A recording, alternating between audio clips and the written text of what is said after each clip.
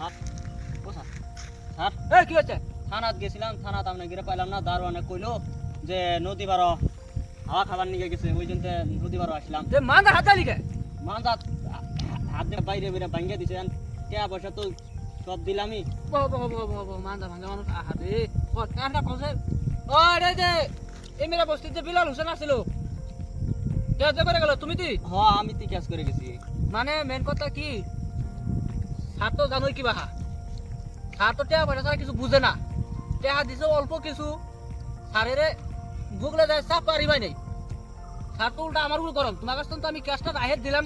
আর 10,000 টাকার গরু বেচছি, গরু ব্যবহারী টাকাটা দিলেই আপনাকে দিয়ে দিব। তাই নাকি? হ্যাঁ। তাহলে চলেন বড় স্যারের কাছে যাই। নন যাই, এই বড় স্যারে কি বুদ্ধি করে। বড় স্যারের তো মেজাজ মজাজ বেশি ভালো না, নন যাই তাও এন আইসেন যদি।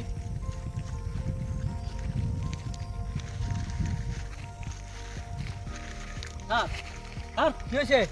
ওই যে এদিনকে করে দিতে আসলে তুই আবার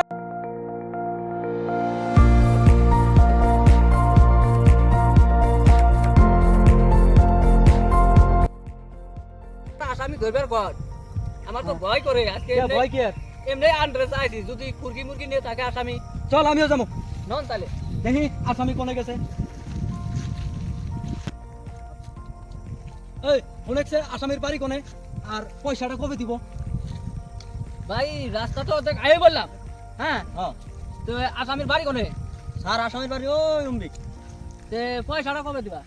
পয়সাটা এখানকার স্যার আসামি ধরে নিয়ে আসেন, তারপরে আমি দিমুনি। ওটা ভাইবে চিন্তা করেন, কিন্তু বড় স্যার কিন্তু পয়সা ছাড়া কিছু বুঝে না। আমি বাবা চিন্তা করে কইতেছি দিমুনি। স্যার খান খান খান, আবার কি হয়েছে? আসামি তো স্যার পলাইছে। হ্যাঁ কি করবো? ওই যে আসামির বড় ভাই গরু চড়াইতেছে। তোর ভাই তোর আগে কবি না। ধর ধর আসামির বড় ভাইকে ধর, তাই আসামি বাড়াবো।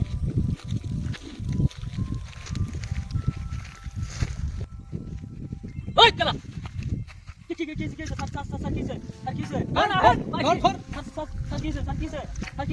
এটাই আসামির বড় ভাই। আসামির বড় ভাই আসামির বড় ভাই না আবার ঘুমা দেখা গেছে। হাবা ঘুমাই তো বড় ভাইকে নিয়ে জমাইছে। চল চল আরে